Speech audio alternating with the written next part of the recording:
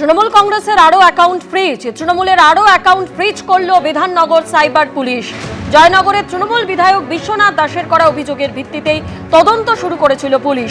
আরো বিস্তারিত জানতে আমাদের প্রতিনিধি ময়ূক ঠাকুর চক্রবর্তী আমাদের সঙ্গে রয়েছেন। ময়ূক, কি খবর?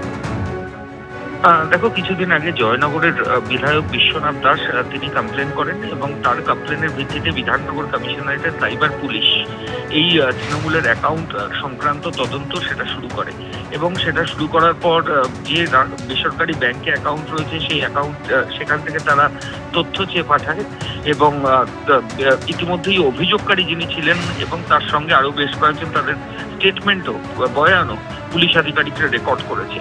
পুলিশ সূত্রে যেটা খবর পাওয়া যাচ্ছে যে এর আগে বেশ কয়েকটা অ্যাকাউন্ট ফ্রিজ করা হয়েছিল, তারপর আরো কয়েকটা অ্যাকাউন্ট সেগুলো ফ্রিজ হয়েছে এবং সেটাও ইতিমধ্যে ব্যাংক কর্তৃপক্ষকে বিধাননগর সাইবার পুলিশের তরফ থেকে বলা হয়েছে যে আরো বেশ কয়েকটা অ্যাকাউন্ট, সেই সংখ্যাটা এখনো পর্যন্ত পুলিশের তরফ থেকে স্পষ্ট করা হয়নি, তবে আরো বেশ কয়েকটা অ্যাকাউন্ট সেগুলো কিন্তু ফ্রিজ হয়েছে, এমনটাই বিধাননগর কমিশনারেট সূত্রে খবর।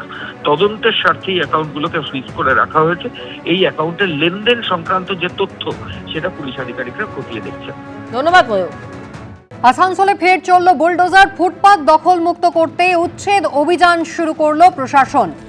এই হচ্ছে সেই ছবি যেখানে আসানসোলে বুলডোজার চলেছে, ফুটপাত দখল মুক্ত করার জন্য প্রশাসন উচ্ছেদ অভিযান চালাচ্ছে।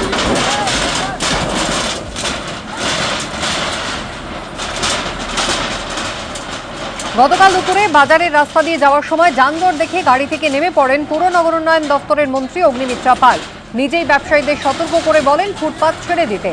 এরপরই প্রশাসন সতর্ক হয়। ব্যবসায়ীদের দাবি রাত 11টায় মাইকে ঘোষণা করে দোকান খালি করতে বলা হয়। আজ সকাল থেকে বৃষ্টি পড়ায় দোকান খালি করার সময় পাননি তারা। বেলা 11টা নাগাদ বুলডোজার দিয়ে উচ্ছেদ শুরু করে প্রশাসন।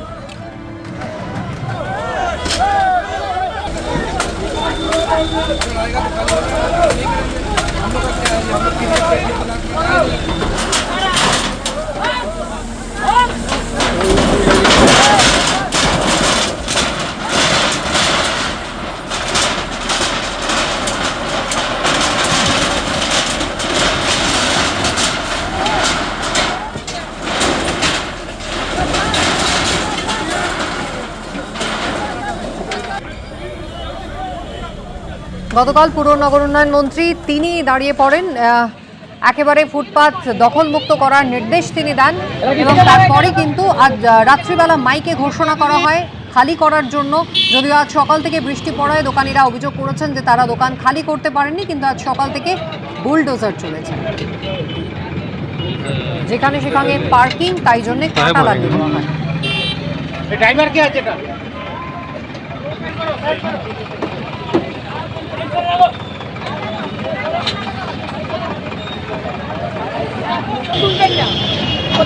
কৌশিক গাঁতাইত আমাদের প্রতিনিধি রয়েছেন আমাদের সঙ্গে। কৌশিক, হকার উচ্ছেদের কাজ শুরু হয়েছে সকাল থেকে, সেই বুলডোজার চলছিল আমরা দেখেছি, এখনো পর্যন্ত কতটা কাজ হয়েছে? প্রায় কিছু না হলেও এখনো পর্যন্ত 20টির মতন দোকান পুরো উচ্ছেদ করে দেওয়া হয়েছে।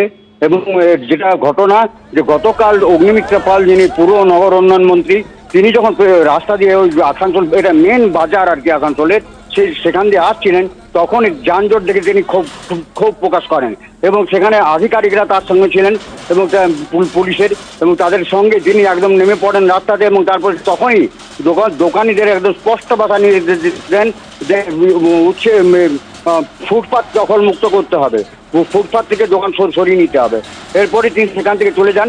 তারপরে রাত 11টা নাগাদ প্রশাসনের পক্ষ থেকে মাইকিং করা হয়, যেটা ব্যবসায়ীরা দাবি করছে যে মাইকিং করে তাদেরকে বলা হয় দোকান খালি করে নিতে।